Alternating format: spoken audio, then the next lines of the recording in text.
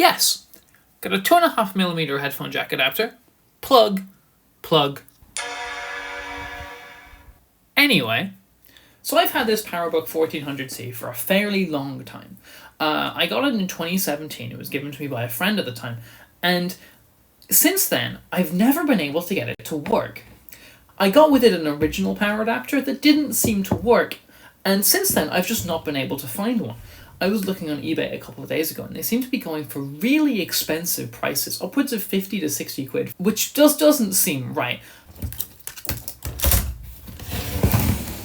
The flip side of this is that I also have a number of more recent PowerBooks, in this case an iBook G4. And you can see this is booting and working, so I must have its original power adapter. And these work fine. They're actually not too difficult to get hold of. This is an original, and you can see it plugs in and it works like any of them do. One interesting thing to note about these power adapters is they're not materially different to the old ones. If you look at the markings on the bottom, you can see that they are rated for 24 volts at about 2 amps. And if you look at the bottom of this machine, you'll see it's also rated for 24 volts at about 2 amps. So why can't I plug this into here? Well, long story short, it doesn't fit. They changed the size of the power adapters with the G3 Snow, I believe, and the later PowerBook G4 models, and they made it smaller, which means it just doesn't fit on these older machines.